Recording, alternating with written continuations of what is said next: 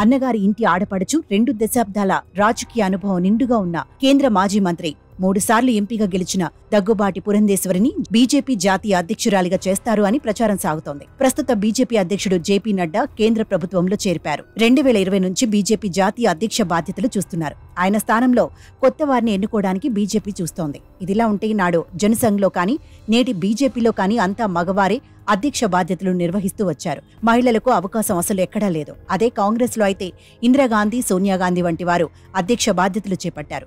మహిళా బిల్లు ఆమోదించామని చెబుతూ వస్తున్న బీజేపీ మహిళలకు తమ పార్టీలో సముచిత స్థానం ఉంది అని నిరూపించుకోవడానికి చూస్తోందని అంటున్నారు. బీజేపీ ఏర్పాటై 45 ఏళ్లైన తర్వాతైనా తొలిసారిగా మహిళలకు ఇవ్వాలని బీజేపీ ఆలోచిస్తోంది అంటే మంచి పరిణామమే అని అంటున్నారు. ఇక ఈ పదవి విషయంలో ప్రధానంగా 3 పేర్లను బీజేపీ పెద్దలు పరిశీలిస్తున్నారు అని అంటున్నారు. అందులో దగ్గుబాటి పురంధేశ్వరి పేరు కీలకంగా ఉంది అని అంటున్నారు.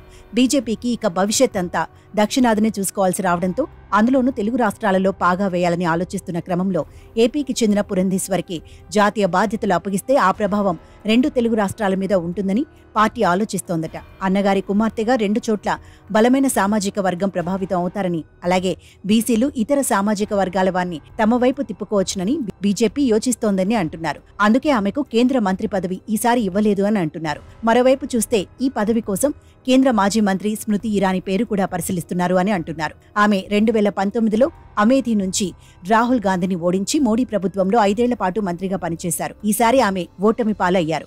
ఆమె చురుకైన రాజకీయ నేత కావడం, యూపీకి చెందిన వారు కావడంతో అక్కడ ఈసారి బీజేపీ బలం తగ్గడంతో పోయిన చోట వెతుక్కోవాలి అన్న రాజనీతిని అమలు చేస్తే మాత్రం ఆమె కొత్త ప్రెసిడెంట్ అవుతారు అని అంటున్నారు. ఇక రాజస్థాన్కి ఈ మధ్య దాకా ముఖ్యమంత్రిగా పనిచేసిన వసుంధరా రాజే సింధియా పేరుని కూడా పార్టీ సీరియస్ గా పరిశీలిస్తోంది అని అంటున్నారు. ఆమె సీనియర్ నేత కావడంతో పాటు రాజస్థాన్ వంటి చోట్ల బీజేపీ బలం పుంజుకోవడానికి ఆమెకు అవకాశం ఇస్తారు అని అంటున్నారు. మొత్తం మీద చూస్తే ఈ ముగ్గురులో పురంధేశ్వరికి ఎక్కువగా అవకాశాలున్నాయని అంటున్నారు.